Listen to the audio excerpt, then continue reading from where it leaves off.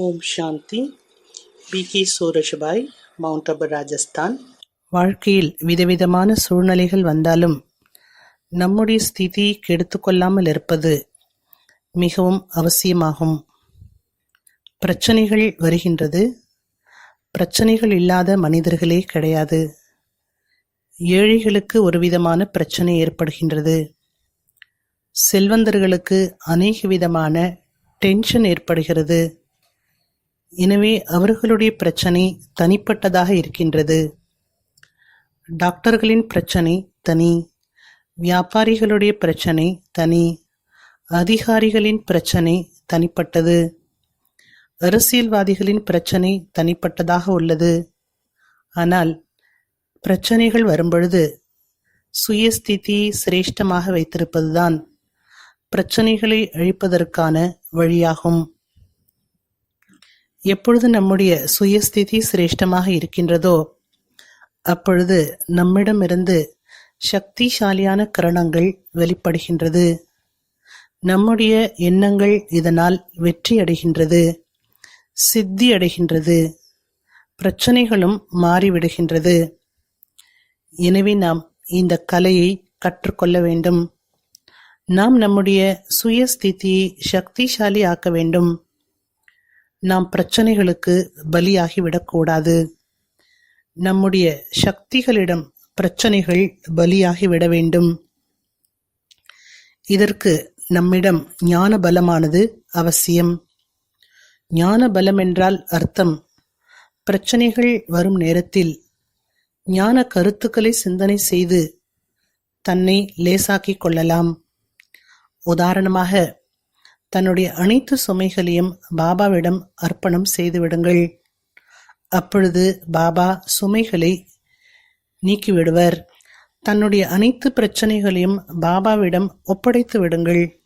அப்பொழுது பாபா மிகவும் அதிகமாக உதவி செய்வார். அடுத்ததாக பகவானுடைய மகா வாக்கியம், நீங்கள் ஏன் கவலைப்படுகின்றீர்கள்? என்னுடைய அனைத்தையும் உன்னுடையதாக மாற்றி கவலையற்ற மகாராஜாவாக வாழுங்கள். நான் 1000 புஜங்களுடன் நான் உன்னுடன் இருக்கின்றேன். என்னுடைய சக்திகள் உன்னுடனே இருக்கின்றது. நீ கவலைப்படாதே. இந்த பாயிண்டை நினைவு செய்தாலே நமக்கு பலம் கிடைத்துவிடும். இதனைத்தான் ஞான பலம் என்று கூறப்படுகின்றது.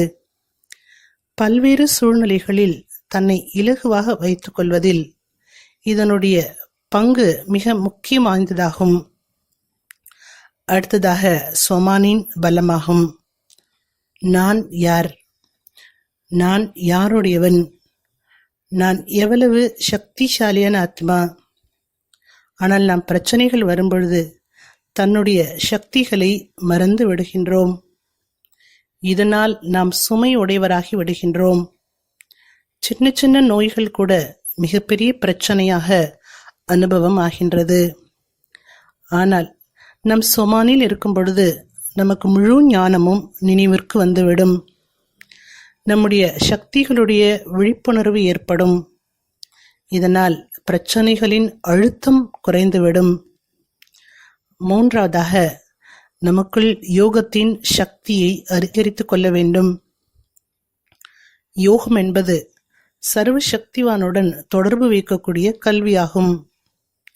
யோக சக்தியின்றி யாரும் மாயாஜீத் ஆக முடியாது, சக்திசாலியாகவும் ஆக முடியாது.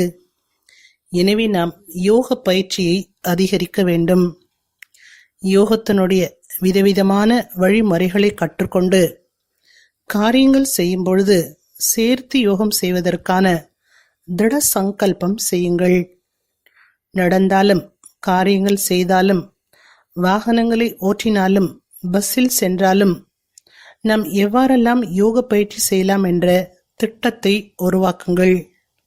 இதனால் நமக்குள் யோக சக்தி அதிகரித்துவிடும்.